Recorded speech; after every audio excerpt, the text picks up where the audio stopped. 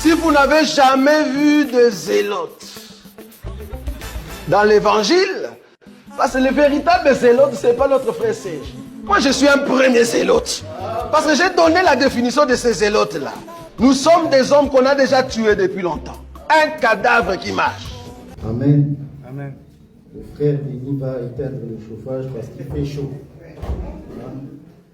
Avec la louange que nous avons, que Dieu soit loué, ça a pu nous réchauffer. Alors sans plus tarder, je vais faire le résumé de ce qui a été dit la semaine dernière.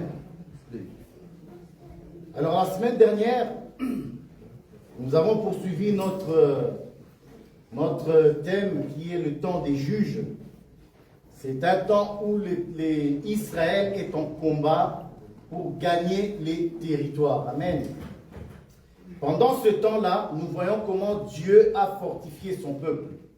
Dieu a envoyé plusieurs juges pour pouvoir délivrer Israël, qui n'a pas pu, au temps où Dieu lui avait demandé d'exterminer ses ennemis. Israël ne l'avait pas fait. Alors pour éprouver le peuple, Dieu a dit, je vais laisser ce peuple-là avec eux pour voir s'ils obéiraient à ma parole.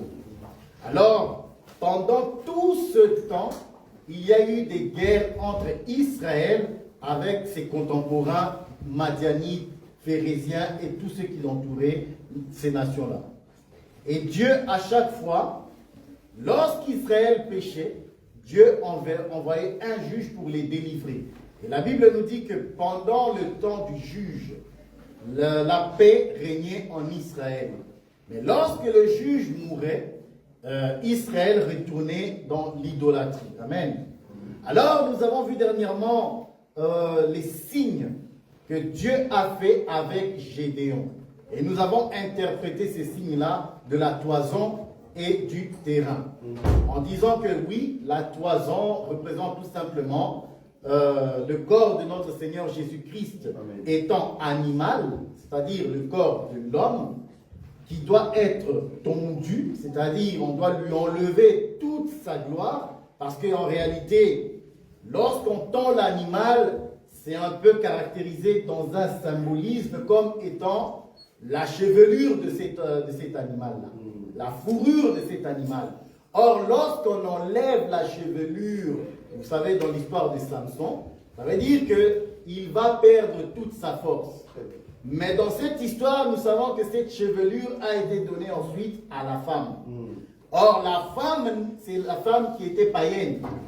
Cette femme était païenne. C'est elle qui va recevoir la gloire de Samson. Donc, on a vu que cette toison aussi représentait l'animal qu'on a tondu, à qui maintenant le prophète qui est Gédéon va demander un signe. Et le signe, c'était quoi? C'était que la toison soit humide et que le terrain soit sec. Nous avons interprété cela comme étant le Seigneur Jésus-Christ qui est rempli de la gloire, mais que la terre, qui est le champ, n'a pas encore obtenu cette gloire. Mais pour obtenir cette gloire, cette force, cette puissance, il faut donc que le deuxième signe arrive. Or, avant que le deuxième signe arrive, nous avons vu que Gédéon a dû essorer, c'est-à-dire il a dû presser la toison pour qu'il en sorte de l'eau qu'on va mettre dans un vase ou dans un, pour être plus précis, c'était dans une coupe, voilà, dans la coupe. Et nous avons interprété la coupe comme étant le corps nouveau de Christ. Pourquoi? Parce qu'il était animal. Et là, on l'a pressé et l'eau est entrée ensuite dans le récipient qui est la coupe. Et cette coupe-là, c'était le corps de Jésus-Christ qui est le corps de gloire. Pourquoi? Parce que tout simplement, lorsqu'il est ressuscité, Jésus-Christ avait cette capacité d'entrer dans les murs, d'apparaître aux apôtres, de voler et toutes ces choses-là. Amen. Ça, c'est la coupe. Ensuite, le serviteur de Dieu demande un autre signe. Le signe, c'est quoi? C'est que la toison reste sec et que le champ soit arrosé. Et nous avons interprété que lorsque la toison est sec, ça veut dire la mission est accomplie. Il y a une autre mission qui commence, c'est-à-dire lorsqu'il est monté, il a dit, je prierai le Père pour qu'il vous envoie le Saint-Esprit. Vous voyez? Ça, c'est maintenant le champ qui va être arrosé. Et jusqu'aujourd'hui, nous sommes ces champs-là et nous sommes arrosés. Nous sommes arrosés par l'Esprit. Quand on dit l'Esprit, nous entendons que l'Esprit, c'est en réalité la parole de Dieu. Nous entendons que l'Esprit, c'est l'enseignement que nous recevons. Une terre, comme nous sommes la terre de Dieu, le champ de Dieu. Si nous ne sommes pas arrosés, il en sortira des épines. Vous voyez? Alors, pour que les épines ne sortent pas, la Bible a donné cette mission, Dieu a donné cette mission à Adam de veiller sur le jardin. Donc, de cultiver le jardin, de ce que le jardin puisse donner des fruits. Amen. Voilà. Ça, c'était un peu pour ce qui concerne la toison. Aujourd'hui, nous allons voir toujours Gédéon, parce qu'il y a beaucoup de choses dans la vie de Gédéon. Nous allons voir la trompette et le flambeau. Les lecteurs de la Bible savent directement où je vais en venir. Amen. Juge, le chapitre 7. Nous allons lire juste les 8 premiers versets. Quand tu vois le point, frère béni, le point dans le chapitre 8, tu t'arrêtes. Amen. On va aller doucement. Je lis au nom de Jésus-Christ. Amen. Jérubbaal, qui est Gédéon, et tout le peuple qui était avec lui, se levèrent de bon matin et campèrent près de la source de Harod. Le camp de Madian était au nord de Gédéon, vers la colline de Morée, dans la vallée. L'Éternel dit à Gédéon, le peuple que tu as avec toi est trop nombreux pour que je livre Madian entre ses mains. Il pourrait en tirer gloire contre moi et dire, c'est ma main qui m'a délivré. Publie donc ceci aux oreilles du peuple, que celui qui est craintif et qui a peur s'en retourne et s'éloigne de la montagne de Galade. 22 000 hommes parmi le peuple s'en retournèrent, et il en resta 10 000. L'Éternel dit à Gédéon, le peuple est encore trop nombreux, fais-les descendre vers l'eau, et là je t'en ferai le triage. Celui dont je te dirai que celui-ci aille vers toi, ira vers toi. Et celui dont je te dirai que celui-ci n'aille pas avec toi, n'ira pas avec toi. Gédéon fit descendre le peuple vers l'eau, et l'Éternel dit à Gédéon, tous ceux qui laperont l'eau avec la langue, comme lappe le chien, tu les sépareras de tous ceux qui se mettront à genoux pour boire.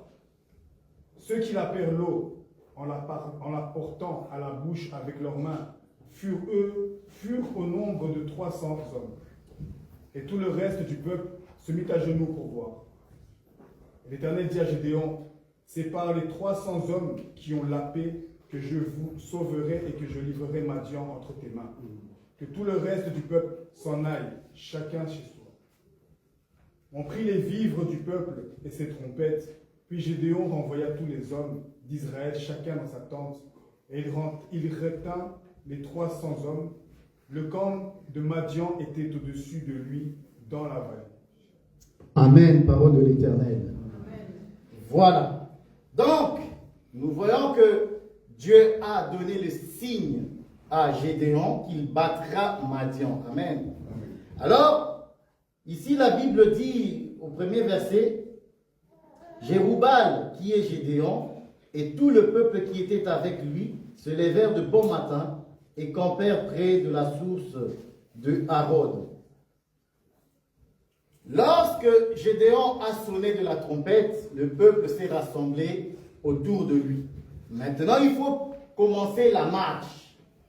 Lorsqu'il va commencer la marche, alors la Bible va nous dire le nombre qui était autour de Gédéon. Si nous totalisons en tout, ça serait 32 000 hommes. Lorsque Dieu voit tout cet attroupement d'hommes, le Seigneur n'est pas content. Le Seigneur dit à Gédéon, le peuple est trop nombreux. Pourquoi? Parce que si je leur donne la victoire avec ce nombre-là, ils vont dire, c'est par ma propre force que nous avons eu la victoire. Ils oublieraient que c'est Dieu qui donne la victoire. ils se fieraient plutôt à leur nombre. Alors pour que la gloire revienne à Dieu, Dieu va commencer son élection. C'est pourquoi nous disons toujours qu'en Christ, il y a une élection. La Bible nous démontre aussi ici l'élection de Dieu. Que Dieu ne prend pas tout le monde avec lui. Donc ceux qui aiment toujours parler de l'élection ou ne pas croire à l'élection de Dieu, eh bien ici on a encore une autre preuve. Alors qu'est-ce que cela veut dire? Dieu, les hommes entourent Gédéon, ils ont entendu le son de la trompette, ils sont arrivés et ils ont entouré Gédéon pour aller en guerre avec lui. Cependant, Dieu va refuser. Nous comprenons dans ce livre que ce que dit Jésus dans les synoptiques. Il dit, il y a beaucoup d'appelés, mais l'élection, les élus là, il y en a peu. Cette parole, c'est la même chose que ce que Jésus disait. Il y a beaucoup d'appelés. Donc, il y a beaucoup de ceux qui se rassemblent en mon nom. Il y a beaucoup d'assemblées. Il y a beaucoup d'églises. Beaucoup de gens qui se sont assemblés autour de Gédéon. C'est-à-dire du Seigneur Jésus-Christ. Mais cependant, est-ce que Dieu va prendre toutes ces personnes-là pour le salut, pour le royaume? Non. La Bible nous répond ici. Pourquoi? Il dit, le peuple est trop nombreux. Va, dis au peuple, ceux qui sont craintifs, qu'ils reculent. Alors qu'est-ce que cela veut dire? Qu'est-ce que Dieu veut dire dans ceux qui sont craintifs? Alors nous allons l'interpréter avec un autre passage. Livre de Samuel, pour que ça soit clair et qu'on comprenne qui est craintif en fait. Lorsque Dieu dit les craintifs, qu'ils s'éloignent de la montagne de Galade, qui sont ceux qui sont craintifs? La crainte dans ce récit ici, c'est la peur. Ils ont peur. C'est-à-dire, ils sont venus, mais ils ont peur. Et Dieu sait que parmi le peuple, il y a des gens qui ont peur. Alors moi, je ne marche pas avec les peureux. Ça veut dire quoi, craintif? Qui a peur? Saül. Samuel. 1 Samuel, le chapitre 15. 1 Samuel. Juste après les juges. Le chapitre 15, à partir du verset 18. Voilà. Vous allez voir comment Dieu a rejeté Saül.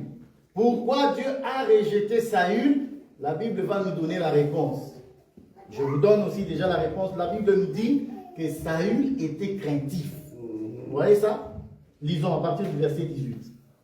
L'Éternel t'avait fait partir en disant, va, aidez-vous par interdit ces pécheurs, les Amalécites. Tu leur feras la guerre jusqu'à ce que tu les aies exterminés. Voilà. Donc, il y a déjà un ordre de Dieu. C'est-à-dire d'exterminer le peuple ennemi. Donc, c'est un ordre que le Seigneur donne à Saül. Quoi? Extermine-moi tout ce peuple-là. Pourquoi? Parce que je me suis souvenu de ce qu'ils ont fait à Israël dans le désert. Continue, frère. 19. Pourquoi n'as-tu pas écouté la voix de l'Éternel? Pourquoi t'es-tu jeté sur le butin? Et as-tu fait ce qui est mal aux yeux de l'Éternel? Saül répondit à Samuel, j'ai bien écouté la voix de l'Éternel, et j'ai suivi le chemin par lequel m'envoyait l'Éternel. Vous voyez ça? Dieu dit d'exterminer. Lui dit, j'ai bien écouté. Qui est menteur dans cette histoire? Dieu dit, extermine-moi tout ce peuple. Lui, le prophète, lorsqu'il vient, le prophète lui dit, tu n'as pas obéi à la parole de l'Éternel. Et lui, pour se justifier, il dit, j'ai bien obéi. Frère, qui a raison? Qui a tort? Continue. Saül répondit à Samuel, j'ai bien écouté la voix de l'Éternel, et j'ai suivi le chemin par lequel m'envoyait l'Éternel. J'ai amené Agag, roi d'Amalek, et j'ai dévoué par interdit les Amalécites. Mais le peuple a pris sur le butin des brebis et des bœufs. Dieu a dit extermine tout. Et toi, tu n'extermines pas. Tu viens d'abord avec ce roi-là et tu as pris le butin. Dieu a dit, tu vas exterminer brebis, moutons, tout le monde. Hommes, femmes, enfants, les brebis, tout. Il n'y a pas de butin. Amen. Alors, qu'est-ce que cela veut dire? On va lire directement le verset 24. Alors Saül dit à Samuel, j'ai péché, car j'ai transgressé l'ordre de l'Éternel. Je n'ai pas obéi à tes paroles. Je craignais le peuple et j'ai écouté sa voix. Amen. Je craignais le peuple. Donc, Dieu dit au roi d'aller exterminer, lui, pourquoi ne l'a-t-il pas obéi? Parce qu'il était craintif. Donc, il a craint le peuple. J'ai l'habitude de dire, Saül représente le roi, c'est-à-dire la tête. Et le peuple représente le corps. Or, lorsque nous parlons de la tête et du corps, nous parlons de l'homme et de la femme. Pourquoi? Parce que lorsque le peuple est arrivé vers Jésus, on lui dit, en parlant du mariage et du divorce et de toutes ces choses, Jésus dit quoi? Au commencement, il n'en était pas ainsi. Au commencement, Dieu créa les cieux et la terre. Nous comprenons que le ciel, en réalité, c'est l'homme. Pourquoi? Parce que c'est le ciel qui va arroser la terre, et la terre, étant la femme, va concevoir. Ensuite, pour donner quoi? De la semence, des arbres, c'est-à-dire des fils. Vous comprenez? Et ici, le roi étant l'homme, ne doit pas craindre le peuple. Pourquoi? Parce que Dieu a dit à Adam et à Ève, tes désirs se porteront vers l'homme. Les désirs de la femme se porteront vers l'homme et il dominera. Vous voyez? Le roi doit dominer sur le peuple pour faire obéir la parole de Dieu. Et ici, la Bible nous montre qu'il n'a pas obéi. Lorsque Dieu dit « Soyez saints comme je suis saint », ça veut dire exterminer tout. Ça veut dire qu'on ne doit rien trouver en toi de l'ennemi. C'est ce que je disais, Jésus. L'ennemi vient. Il n'y a rien en moi de lui, chez moi. Il n'y a rien. C'est comme ça que toi aussi, le Seigneur attend de toi, de moi, que nous exterminons tout ce qui est de l'ennemi dans nos vies. Vous voyez? C'est comme ça que nous obéissons à la parole de Dieu. C'est-à-dire exterminer, sans rien garder. Tu ne peux pas te dire, non, j'enlève ces 10 là et je garde celui-là. Non, non, non, non, ça ne marche pas. Là, tu n'obéis pas à la parole de Dieu. La parole de Dieu, c'est détruire tout ce qui est mauvais dans ta vie. Parce que c'est pour ça, la Bible dit, nous sommes le sacrifice. Or, quel genre de sacrifice nous sommes? Nous sommes un holocauste. Et l'holocauste, on le brûle tout entier. Parce qu'il doit devenir tout noir, de la cendre. Amen. Alors, Saül, il dit, je crains le peuple. Et Samuel va répondre par la suite. Maintenant, au verset 25, maintenant je te prie, pardonne mon péché. Reviens avec moi et je me prosternerai devant l'Éternel. Samuel dit à Saül, je ne retournerai point avec toi, car tu as rejeté la parole de l'Éternel et l'Éternel te rejette, afin que tu ne sois plus roi en Israël. Amen. Donc, quiconque n'obéit pas totalement à la parole de Dieu, Dieu le rejette. Dieu le rejette pourquoi? Parce que tu as craint le peuple. Quand tu es craintif, la Bible dit, je te rejette. C'est ça que la Bible veut dire. Pourquoi? Ça c'est l'Apocalypse qui va dire quoi?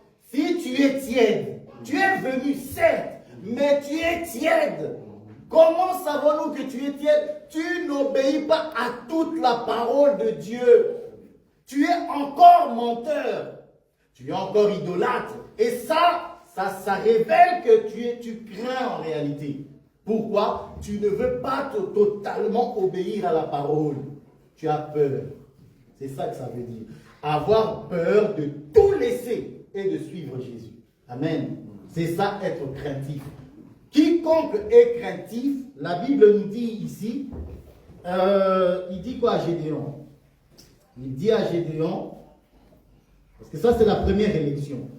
L'Éternel dit à Gédéon, que tu as avec toi un trop nombreux, le peuple que tu as avec toi plutôt est trop nombreux pour que je livre Madian entre ses mains. Il pourrait en tirer gloire contre moi et dire, c'est ma main qui m'a délivré. Publie donc ceci aux oreilles du peuple, que celui qui est craintif et qui a peur retourne et s'éloigne de la montagne de Galate. Ouais. Et la Bible dit 22 000 hommes.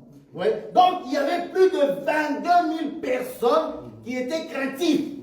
C'est beaucoup. Pour une armée qui va aller en guerre, c'est beaucoup. C'est comme ça aussi que lorsque nous venons en Christ, beaucoup, la Bible va dire, c'est la vierge sage et la vierge folle. La vierge folle étant partie, lorsqu'elle revient, la vierge sage est entrée, la Bible dit qu'elle fut rejetée. Vous voyez ça? Nous savons que la vierge folle, elle est folle parce qu'elle n'avait pas pris la réserve d'huile. La réserve d'huile, c'est quoi? C'est l'enseignement. Bien aimé, ça va venir dans une autre prédication, mais je le dis.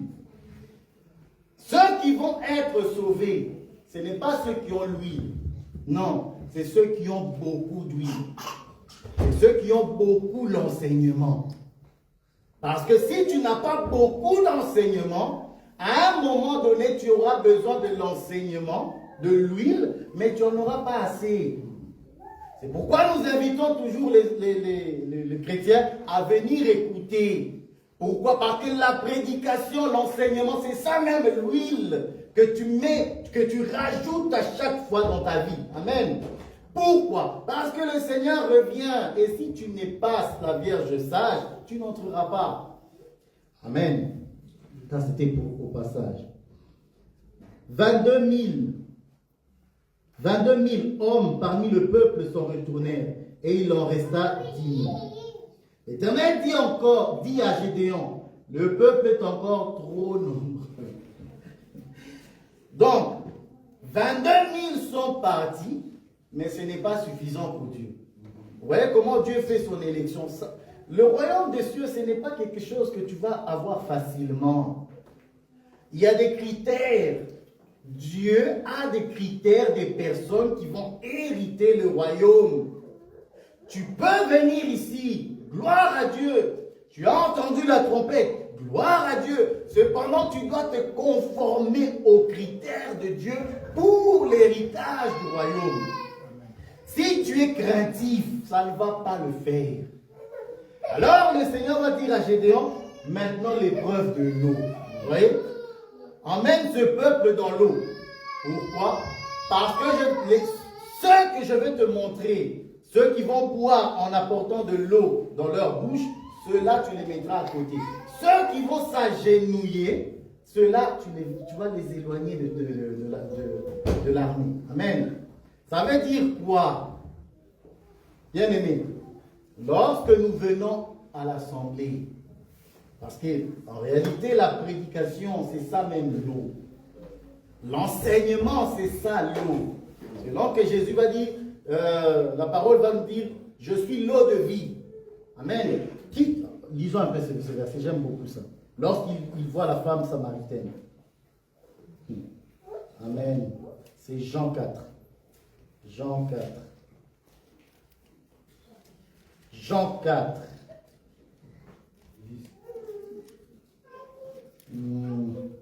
14. 13. Jésus lui répondit, Ouais. quiconque boit de cette eau aura encore soif. Ah, Mais celui qui boira de l'eau que je lui donnerai n'aura jamais soif. Et l'eau que je lui donnerai deviendra en lui une source d'eau qui jaillira jusque dans la vie éternelle. Amen. Chapitre 7. le chapitre 7, 37. 37. Le dernier jour, le grand jour de la fête, Jésus, se tenant debout, s'écria, « Si quelqu'un a soif, qu'il vienne à moi et qu'il boive. » Amen. Si quelqu'un a soif, si nous sommes ici, si nous sommes venus ici, c'est parce que nous avons soif. Si tu n'avais pas soif de Dieu, tu ne serais pas là. Tu es venu parce que tu as soif. Et la Bible va me dire que c'est lorsqu'on est fatigué, il faut aller au torrent. Lorsque tu vas au torrent, tu bois de l'eau, c'est alors que tu peux continuer la marche. Vous voyez? Donc si nous sommes là, c'est parce que nous avons soif. Nous venons pour boire de l'eau. Parce que le Seigneur est représenté comme étant l'eau de vie. Amen. Étant l'eau de vie, nous sommes venus écouter la parole de Dieu. Pourquoi? Pour que cette parole puisse nous donner la vie et la force. Amen. Cependant, aujourd'hui, chez Gédéon, l'épreuve de l'eau, boire de l'eau devient une épreuve. Ça veut dire quoi? Ça veut dire que Dieu va parler. Dieu va rassembler les gens autour de la parole par Gédéon. Et Gédéon doit voir comment le peuple est en train de boire de l'eau. Comment le peuple écoute la parole. Amen. Parce que boire de l'eau, c'est-à-dire l'écoute. Comment le peuple écoute la parole? Est-ce que lorsqu'ils écoutent la parole de Dieu, ils prennent la parole avec la main et la ramènent telle au niveau de la bouche, ou ils se prosternent pour boire? Vous voyez? Donc, la position est très importante. Lorsque nous parlons de la position ici, nous voulons dire la disposition du cœur. Bien-aimé, lorsque tu bois cette parole, lorsque tu reçois la parole, quelle est ta position? Vous voyez? Si tu prends par la main, tu prends cela par les dons de... Parce que la main représente le ministère, n'est-ce pas? Cela représente la puissance. Lorsque tu bois cela conformément à la main de Dieu, ça veut dire quoi? Ça veut dire que tu reçois une parole vraiment selon le don de Dieu, selon le modèle qu'elle doit être prêchée. Pourquoi? Parce que plusieurs personnes, je vous ai dit, beaucoup sont venus, mais tous ne seront pas sauvés, tous ne mériteront pas le royaume. Pourquoi? Parce qu'ils ne prennent pas avec la main. Or, l'Église, Dieu a donné les 5 ministères qui sont les 5 pierres de David. Vous voyez? Qui sont les 5 pierres de David pour tuer Goliath. C'est avec cette main que nous devons boire. Si vous êtes dans une assemblée où tu vois que dans cette main, il n'y a que 4 doigts, tu dois sortir de là. Il n'y a que 4 doigts, tu dois sortir. Parce que la main, c'est les 5 ministères. Et les 5 ministères doivent œuvrer. C'est-à-dire, la parole doit être pure, puissante, et Christ étant le fondement. Amen. Voilà. Donc, ceux qui vont prendre l'eau en ramenant à la bouche et la paix, alors ceux-là seront sauvés. Amen. Ça, c'est le symbolisme même du 5 ministères. Mais les autres qui boivent en s'agenouillant, donc, ils ont exclu. Il y a une parole qui me vient dans la tête. Timothée, régnant tous ceux qui ont fait la force. Régnant tous ceux qui ont fait la force. Attendez, Timothée.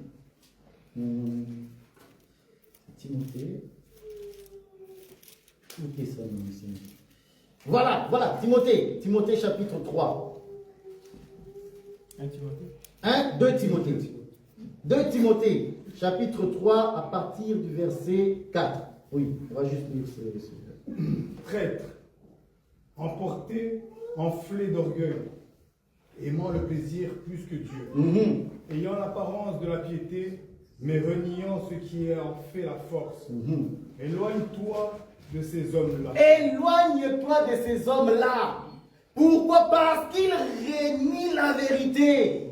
Ils ne boivent pas conformément à ce que Dieu a demandé.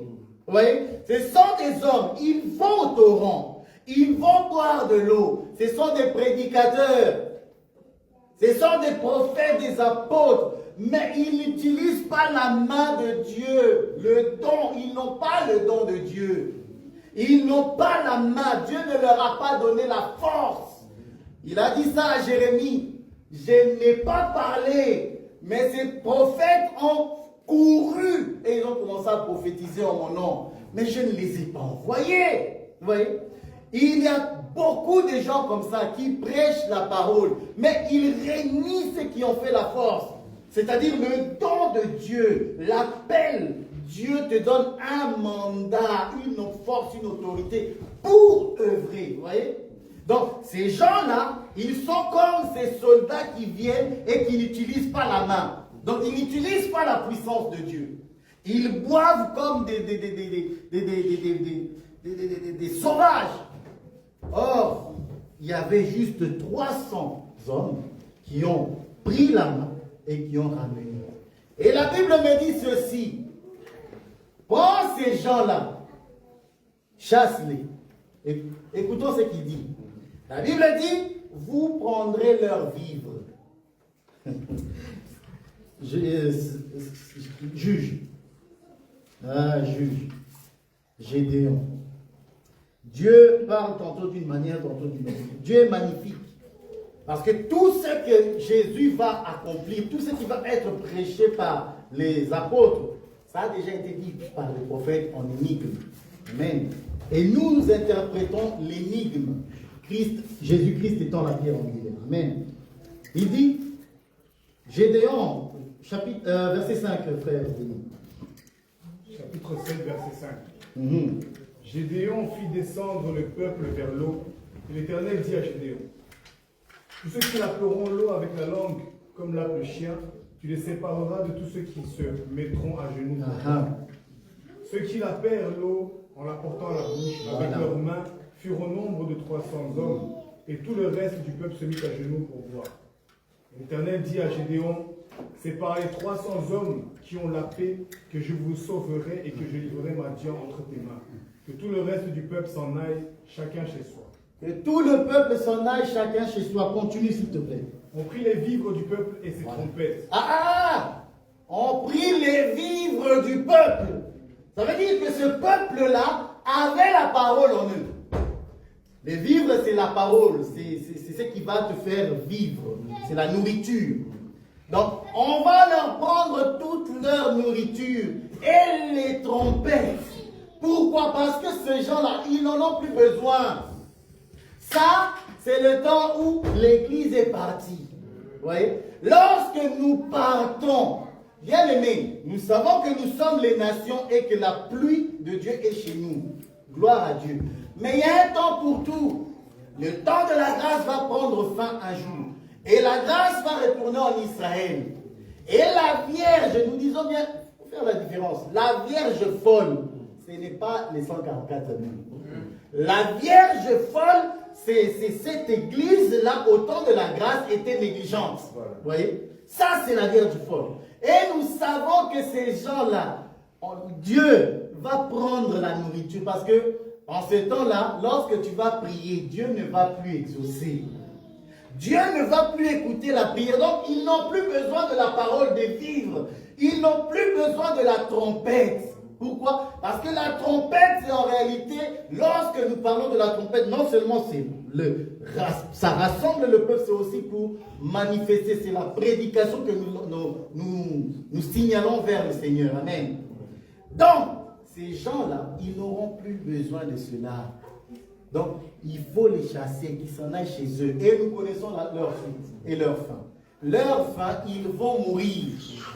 Ils vont mourir parce que ça sera le temps où la bête va régner sur la terre. Et lorsque la bête va régner, la Bible dit, l'autorité lui a été donnée pour tuer les saints, pour les vaincre. Nous savons qu'en ce temps-là, quiconque prononcera le nom du Seigneur, il ne sera pas sauvé. Il sera sauvé selon son esprit s'il obéit, s'il accepte qu'on meure. C'est dans une autre prédication où je parle de ces choses en disant que même il y a des gens qui sont fous, qui croient qu'ils ont le temps de la grâce aujourd'hui, mais ils disent, ah, si je rate l'enlèvement, je suis sûr que je ne raterai pas le millénium, parce que je serai comme la Vierge folle. Frère, même être la Vierge folle, là, c'est pas donné à tout le monde. Mais c'est une folie de penser que tu pourras y arriver. Tu n'y arriveras pas. Tout le monde n'y arrivera pas. Qu'on te tue de manière atroce, tu n'y arriveras pas. Il y a beaucoup qui croient qu'ils y arriveront. Ah non, si je rate mon lèvement, c'est pas grave. Lorsque la bête est mangée, il suffit juste que je garde. Frère, ce n'est pas quelque chose de facile. Ne croyez pas que la vie ou mourir, c'est quelque chose de facile. Non, ça c'est physique. Amen. Lorsque le temps viendra ces jours-là, soyons de ceux qui seront sages et partons. Parce que ce qui va arriver après, moi je ne sais pas. Je ne veux pas être là et nous ne serons pas là. Amen. Voilà. Alors, du temps de Gédéon, il leur dit, prenez-leur les vivres. Prenez-leur les trompettes, parce que ça ne leur sert plus à rien. Le temps de la grâce est terminé pour ces gens-là. En renvoyez-les. Amen. Et nous disons que lorsqu'ils sont renvoyés, c'est l'Église, cette Vierge folle qui est renvoyée, qui va mourir. Amen. Continue. On prit les vivres du peuple et ses trompettes.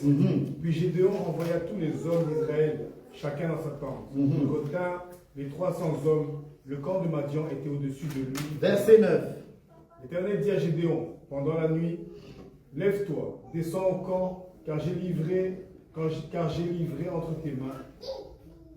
Si tu crains de descendre, descends-y avec Pura, ton serviteur. Tu écouteras ce qu'ils diront, et après cela tes mains seront fortifiées. Descends donc au camp. Il descendit avec Pura, ton serviteur, jusqu'aux avant-postes du camp. Saute. On va directement à l'interprétation du songe. Lorsque son camarade, 13. Son camarade répondit et dit, ce n'est pas autre... 13. Gédéon arriva et... Écoutez, parce que là, en réalité, Dieu veut rassurer son serviteur. Pour le rassurer, qu'est-ce que Dieu dit? Descends, tu vas écouter, tu vas entendre, et tes mains seront fortifiées. Qu'est-ce que nous disons? Bien-aimés, j'aime m'arrêter sur ce passage. Pourquoi? Pour dire aux gens, la foi vient de ce qu'on entend. Et ce qu'on entend vient de la parole de Christ. Donc, si tu ne viens pas là où la parole de Dieu est prêchée, frère, tu n'y arriveras pas à persévérer. Tu ne seras pas fort lorsque l'ennemi se présentera à toi. Donc, pour être fortifié, pour être fort, frère, tu dois aller aux enseignements. Tu dois venir à l'église. Pourquoi? Parce que tu as un ennemi. Mais si tu n'entends pas, frère, tu n'y arriveras pas. Amen. Alors Dieu va lui dire, pour le fortifier, va un peu écouter. Va écouter. Pourquoi? Et si tu as peur d'aller tout seul, prends un autre avec toi. Et la Bible nous dit quoi? C'est par la déposition de 2 et 3 témoins que nous savons que cette parole est certaine. Lorsque nous voyons 2 et 3, c'est-à-dire que c'est l'accomplissement. C'est à la loi et au témoignage. Pourquoi? Parce que si on ne parle pas ainsi, il n'y aura point d'aurore. Donc, Gédéon qui va descendre avec Pura, c'est pour que Dieu certifie sa parole. Tu as entendu comme moi? Oui. Tu as entendu? Oui. On va gagner. Amen. Alors qu'est-ce qu'il dit? Verset 13. Gédéon arriva, et voici un homme racontait à son camarade un songe. Le songe. Il disait, j'ai eu un songe, et voici un gâteau de pain d'orge roulé dans le camp de Madian. Il est venu heurter jusqu'à la tente, et elle est tombée. Il l'a retournée sans dessus-dessous, et elle a été renversée. Son camarade répondit et dit, ce n'est pas autre chose que l'épée de Gédéon, fils de Joas, homme d'Israël. Dieu a livré entre ses mains Madian et tout le camp. Amen. Lorsque Gédéon eut entendu le récit du songe, et son explication, il se prosterna, revint au camp d'Israël et dit, levez-vous car l'Éternel a livré entre vos mains le camp de Madian. Vous voyez? Donc, il y a un songe qui est dans le camp ennemi. Mais Gédéon doit écouter cela pour être fortifié. Alors, que dit ce songe? Le songe parle du pain d'orge. Mais l'interprétation dit l'épée. Vous voyez ça? Donc, nous disons que la parole est une épée. Donc, le pain, Jésus, lorsqu'il dit « Je suis le pain de vie », donc, le pain, c'est en réalité lui-même. Et puis, il dit « Je ne suis pas venu pour donner la paix dans le monde, mais l'épée ». Donc, cette même parole qui est le Seigneur Jésus, qui est le pain, il est aussi épée.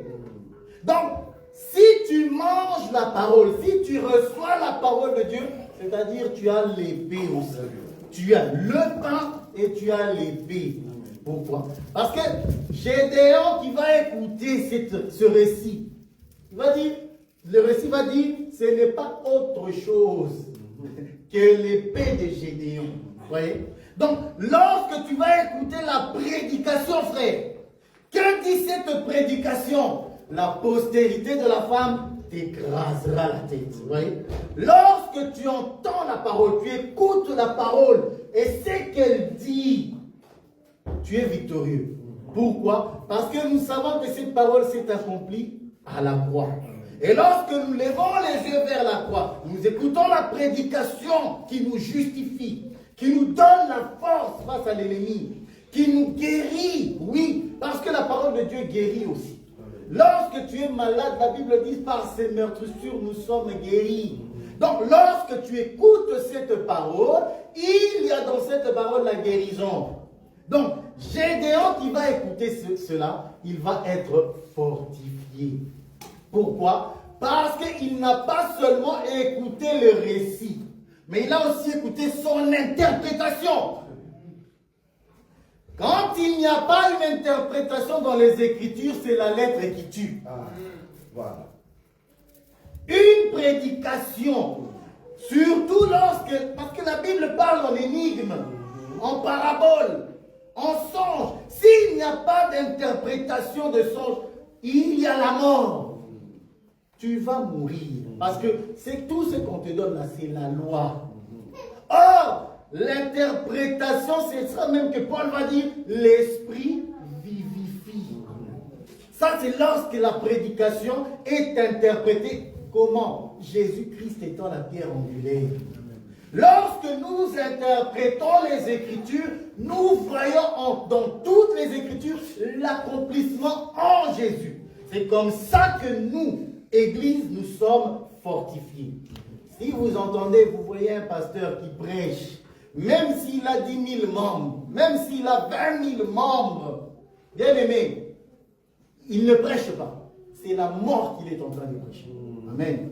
Par contre, ici, la Bible dit, il a entendu le récit et il a entendu son explication. J'aime ça.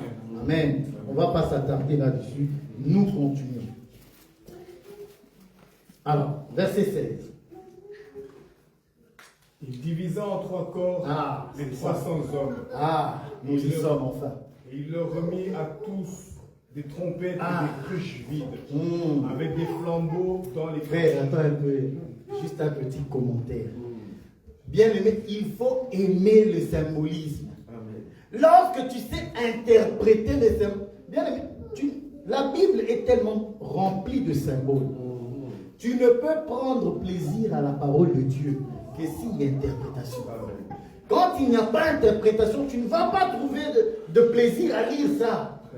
Il n'y a pas de plaisir. Ils prirent des cruches, des trompettes. C'est vague. Mais lorsque l'Esprit vient nous interpréter ces choses, c'est alors que nous sommes rassurés. C'est alors que nos cœurs peuvent se réjouir. En réalité, c'est ça qu'il voulait dire. Ok, nous avons compris. Continue, frère. L'interprétation. Divisa en 3 corps les 300 hommes, et il leur remit à tous des trompettes et des cruches vides, avec des flambeaux dans les cruches. Il leur dit, vous me garderez et vous ferez comme moi. Vous me me regarderez et vous ferez comme moi. Amen. Donc, Gédéon va dire ceci. Il va remettre des cruches et des trompettes. Vous voyez? Donc, c'est une remise. C'est-à-dire, c'est ça même l'enseignement.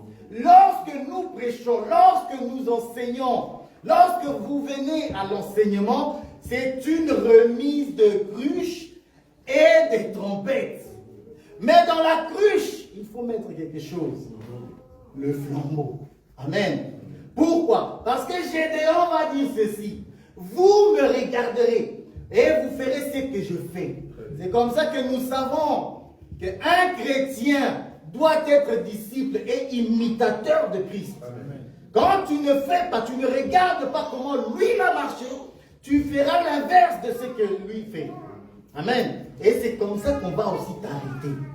Parce que nous verrons que tu ne marches pas en étant imitateur de Christ. Parce que Gédéon dit ici, vous me regarderez et vous ferez comme moi. Si tu ne fais pas comme lui, tu désobéis. C'est comme ça que nous savons aussi qu'il y a plusieurs personnes qui désobéissent. Pourquoi? Nous allons voir cela. Il leur dit, vous me regarderez et vous ferez comme moi. Dès que j'aborderai le camp, vous ferez ce que je ferai. Et quand je sonnerai de la trompette, moi... Donc, attends. Donc vous ferez ce que je ferai. Je rajoute. C'est comme ça que Jésus va dire, quiconque veut me suivre, qu'il fasse comme moi. Qu'il se charge de sa croix. Donc, tu veux venir après moi, ok, pas de problème, viens. Charge-toi de ta croix. C'est comme ça que nous savons que nous sommes disciples et imitateurs de Christ. Amen. Amen. C'est comme ça que lorsque les chrétiens obéissaient, révisaient chez eux la parole de Dieu, la Bible dit, on les a donné le nom de chrétiens. Amen. Pourquoi? Parce qu'ils font comme leur maître. Ils sont comme leur maître. Mais lorsque nous voyons certaines personnes qui se disent chrétiens, bien aimé, tu regardes sa conduite. Adultère, tu regardes sa conduite. Menteur, cupide, méchant. Comment? Est-ce que ces hommes-là, ces gens-là, est-ce qu'ils regardent vraiment au Seigneur? Est-ce qu'ils marchent vraiment comme le Seigneur le dit? Continue. Quand je sonnerai de la trompette, moi et tous ceux qui seront avec moi, vous sonnerez aussi de la trompette tout autour du camp. Et vous direz, pour l'Éternel et pour Gédéon. Donc, si Jésus a prié, tu dois aussi prier. Amen. Donc, vous voyez ce que je fais? Oui, je prie, non? Ok. Si je prie, vous devez aussi prier. Amen. Vous voyez comment je marche en obéissant à la parole de Dieu? Vous devez aussi faire cela. Amen. Je vais être crucifié, être humilié. Frère, tu vas être humilié.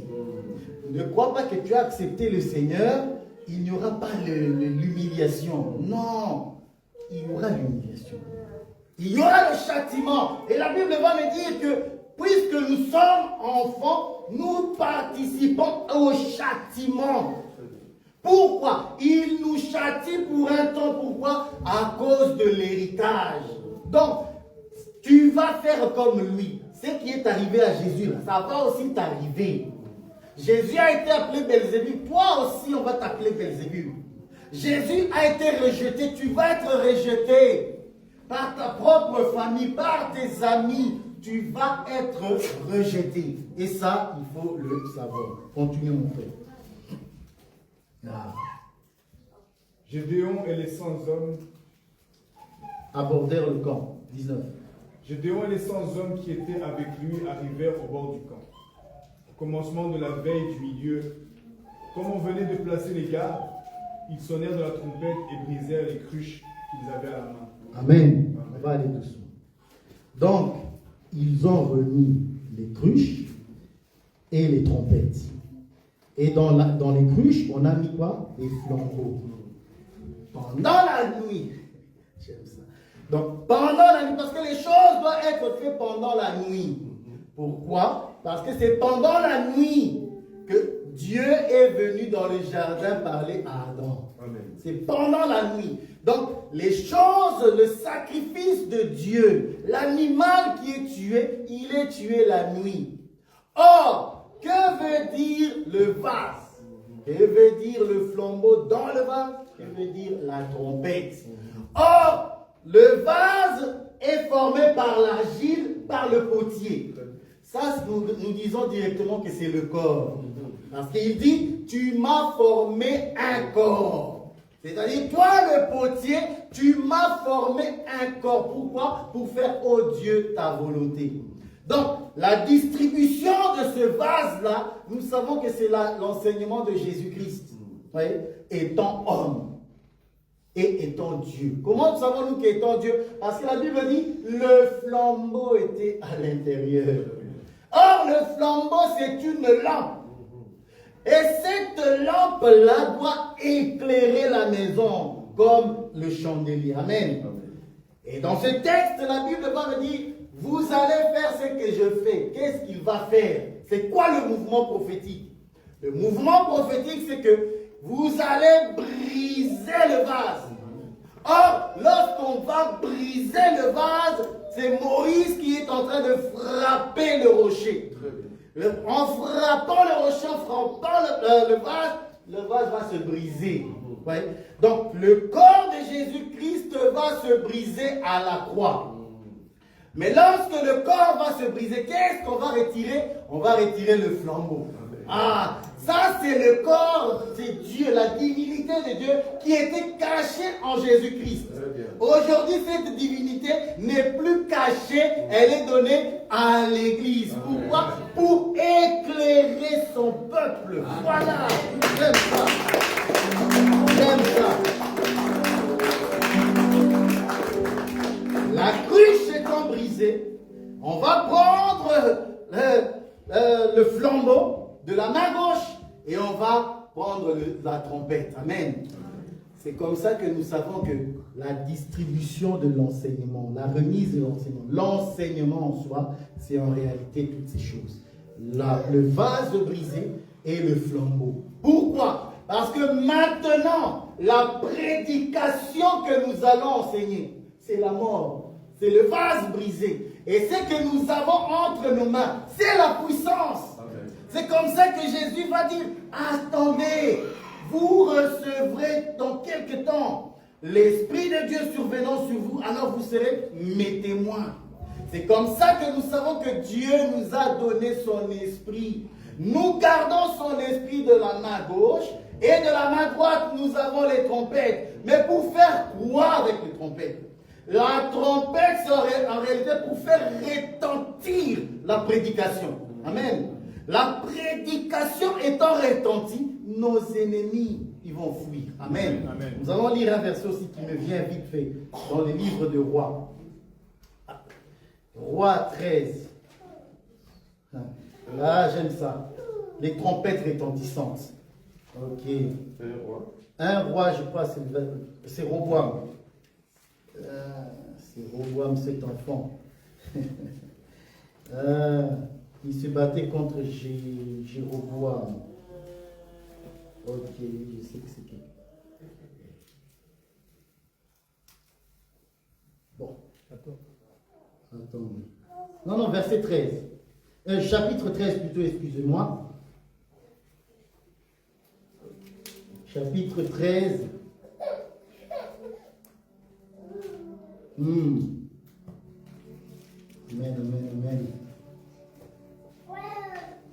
En tout cas, c'est Jéroboam qui va faire la guerre au roi de Juda. Je crois que c'est Roboam, je crois.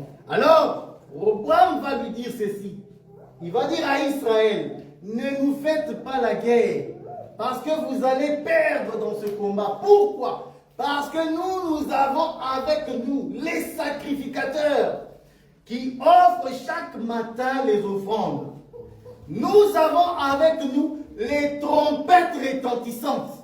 Pourquoi? Parce que lorsque nous allons faire retentir la trompette, Dieu va se battre pour nous. Alors, il va dire à Israël, parce qu'Israël est divisé entre Juda et Israël, nous avons les sacrificateurs qui sont fils d'Aaron de notre côté. Donc, l'enseignement, le vrai enseignement est de notre côté. La prédication est de notre côté. Et lorsque nous faisons retentir le trompette, nous appelons Dieu de notre côté. C'est pour ça que je dis dans Gédéon, c'est lorsque nous élevons nos voix, en réalité nous sonnons de la trompette pour que Dieu agisse en notre faveur et contre nos ennemis. Amen. Amen. Je ne sais plus où ça se trouve, mais je sais que c'est cette histoire. Amen. On retourne dans notre juge. Ça c'est bien, prêcher c'est bien. Mais quand le verset arrive, tu as trouvé, frère? Dis-moi. C'est pas de Chroniques 13? Ah, c'est possible. Dis-moi, donne-moi l'histoire.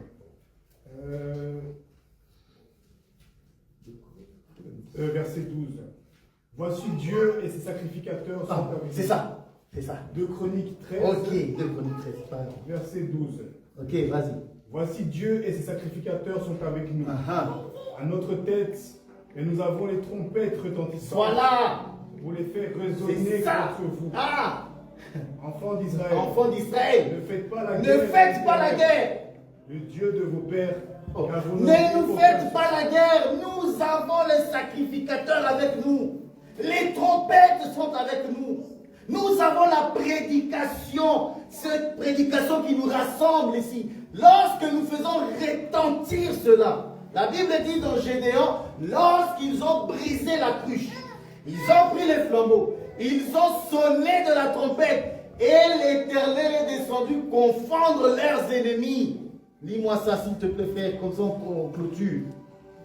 Jéroboam prie par... Non. Juge.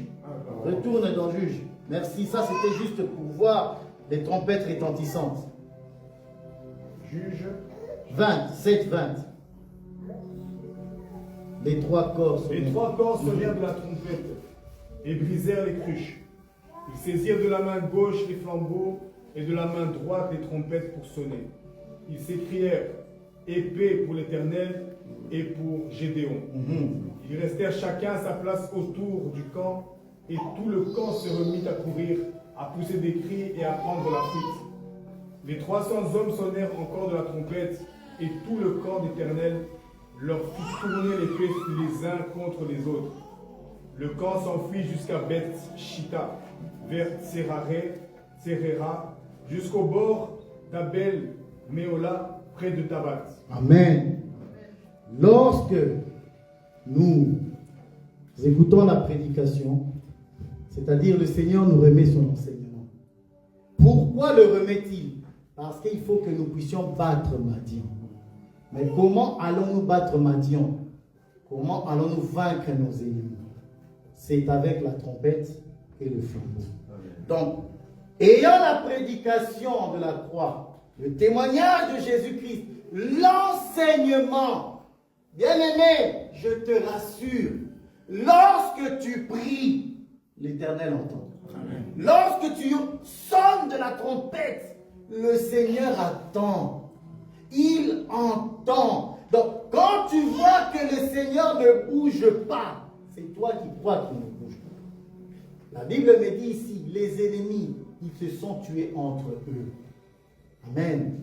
Donc, fais confiance en l'Éternel.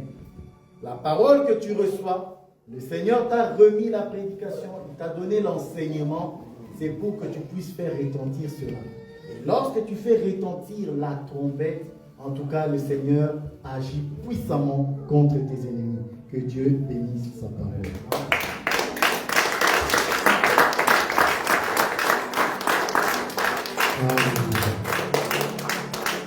Et oui, frère, bien-aimés, nous prêchons le témoignage de Jésus-Christ.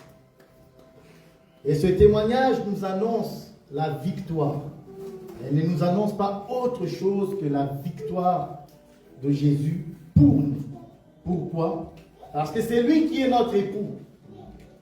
Lorsque Israël s'est retrouvé en face des Philistins, Israël avait à sa tête Saül, qui était incapable d'aller affronter Goliath.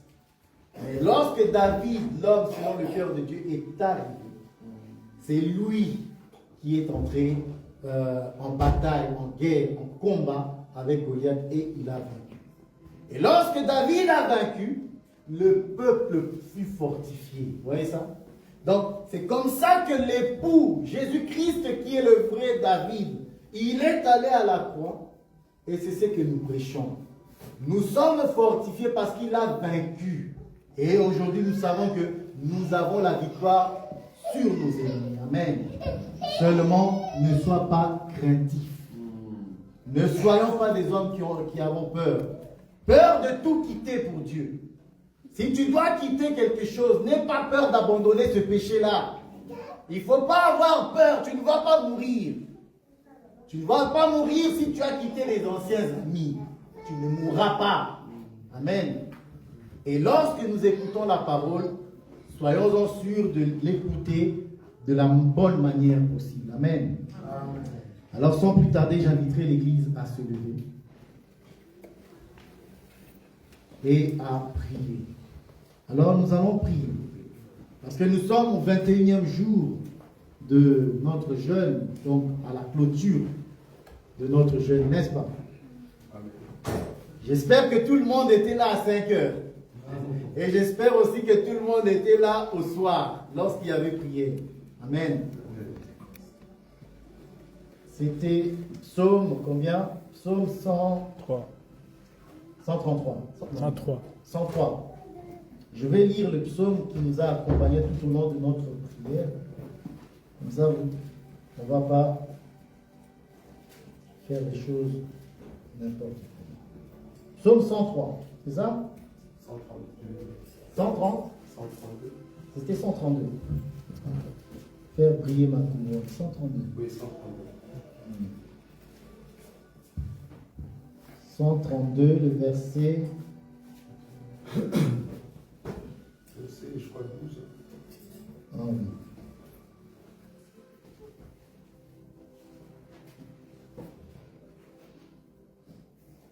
« 132. Non, non, c'est pas le 132.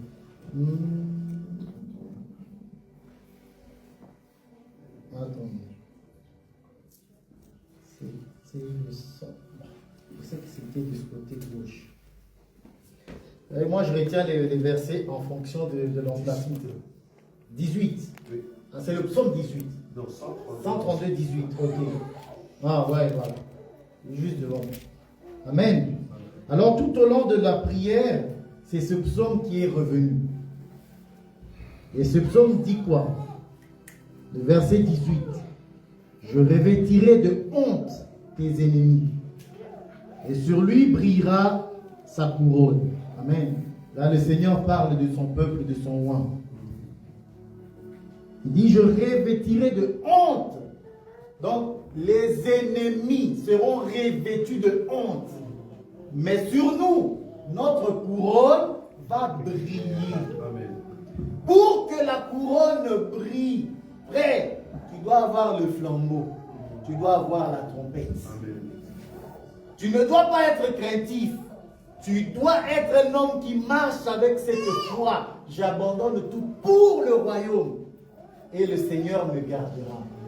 Je suis jeune garçon, je suis jeune fille. J'obéis, je me préserve. Voyez? C'est ça, ne pas être craintif. Je ne crains pas ce que va venir le lendemain. Non, ma vie est entre ses mains. C'est comme ça que ta couronne va briller. Amen. Alors nous allons prier. Demander à Dieu de nous donner la force de tout quitter. Parce qu'en faisant cela, le Seigneur va faire briller notre couronne. Si vous avez été là à 5 heures, si vous avez été là pendant la nuit, vous êtes des vaillants. Et comme des vaillants, nous allons prier pour demander à Dieu qu'il enlève tout ce qui doit être enlevé. Amen. Oh, gloire à Dieu.